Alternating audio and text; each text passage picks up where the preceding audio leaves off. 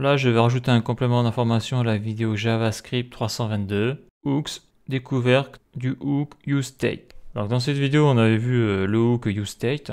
Donc là je vais sur Search, Components. Donc voilà, le hook counter useState c'est celui-là, ça je le cache. Donc là l'application tourne, voilà.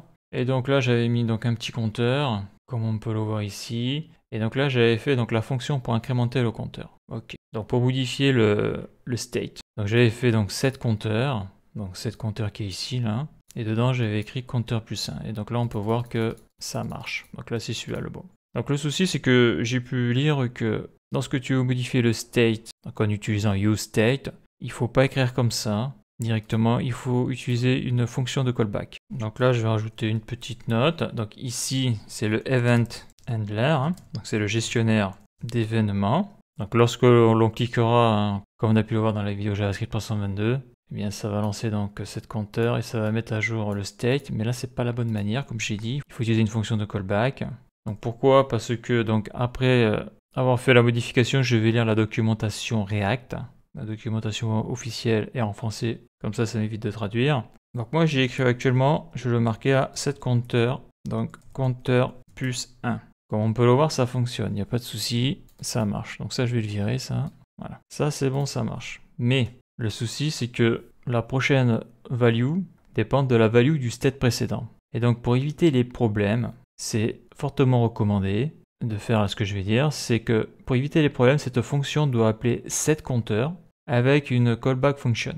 Donc à noter que en anglais là, lorsque l'on veut modifier là, le state là, donc le setCounter dans le hook useState, on appelle ça le state setter. Donc c'est ce qui permet de modifier le state. Donc le terme technique c'est le state setter. Donc là je vais le marquer en commentaire. La prochaine value dépend de la value du state précédent. Donc ça c'est logique, hein. Donc pour éviter des problèmes, cette fonction doit appeler setCounter avec une callback function. Et je vais rajouter que setCounter c'est le state setter. C'est comme ça qu'on dit en anglais.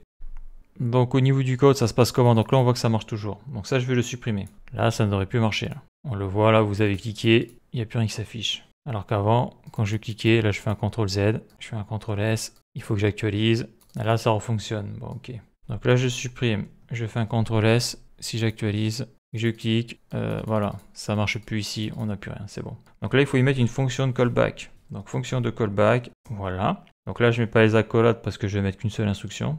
Donc ce qu'il faut faire, c'est ça. Donc là je vais y mettre prev, donc par exemple prev compteur, c'était la valeur précédente du state. Et là je vais marquer prev compteur plus 1. Donc avant j'avais écrit compteur plus 1, mais je ne prenais pas en compte la valeur du state précédent. Quoi. Si, je la prenais en compte, mais suivant ce que l'on fait, cette valeur ne peut ne pas être prise en compte. C'est pour ça qu'on est obligé de passer par une fonction de callback pour être sûr à 100% que la valeur précédente est bien prise en compte. Donc je fais CTRL S, j'actualise au cas où. Voilà. Donc maintenant si je clique sur cliquer ici, on voit que ça marche toujours. Donc ça c'est la bonne méthode. Et ça là, c'est la mauvaise méthode. Donc il faut y penser, je ne le savais pas. Donc maintenant je le sais, donc j'essaierai de le faire à chaque fois. Donc là maintenant je vais lire un petit peu ce qu'il y a sur la documentation React au sujet de useState et du stateSetter. Mais avant je vais rajouter une petite modification. Donc pour éviter les problèmes, cette fonction doit appeler setCounter avec une callback function. Donc ça j'ai envie de le modifier, c'est pas très clair. Pour modifier le state dans setCounter, il faut passer par une fonction de callback. Je vais me rajouter ici avec le hook useState. Donc pour éviter les problèmes, donc pour modifier le state, donc le state ça va être par le biais de la variable setCounter, donc il y a une fonction.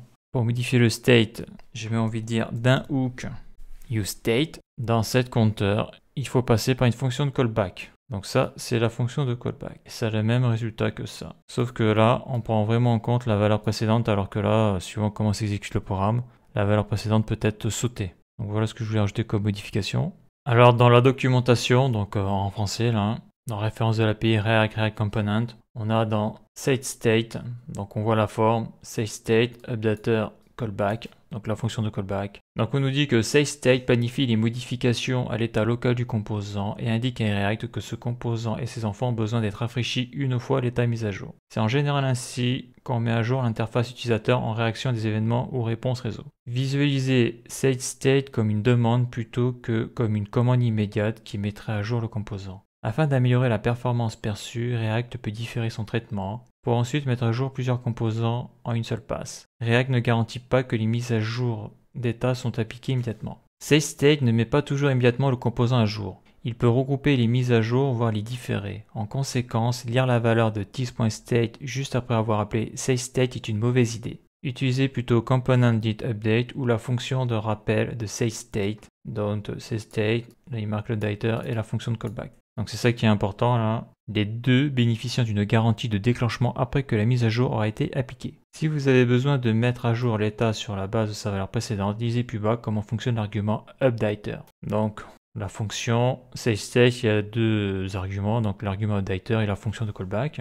SageState causera toujours un rendu à moins que shouldComponentUpdate ne renvoie false. Donc ça c'est pour les classes. Si vous y utilisez des objets modifiables et que la logique de rendu conditionnel ne peut pas être implémentée dans shouldComponentUpdate, appelez SageState seulement quand le nouvel état diffère du précédent, évitera des rafraîchissements superflus. Alors le premier argument upditer est une fonction dont la signature est donc state props state change. State est une référence à l'état local du composant au moment où cette modification est appliquée. Cet état ne devrait pas être modifié directement. Au lieu de ça, on représente les changements apportés en construisant un nouvel objet basé sur les données entrantes de state et props. Par exemple, imaginons que nous voulions incrémenter une valeur dans l'état à raison de props.state. Donc là, on a le code state props return counter state.counter plus prop.state. Tant le state que le props reçu par la fonction de mise à jour sont garantis à jour au moment de l'appel, la value de retour de la fonction est fusionnée en surface par récursivement avec state. Le second argument de SageState est une fonction de rappel optionnelle qui sera exécutée une fois que SageState est terminé et le composant rafraîchi. D'une façon générale, nous vous recommandons plutôt d'utiliser component.update pour ce genre de besoin.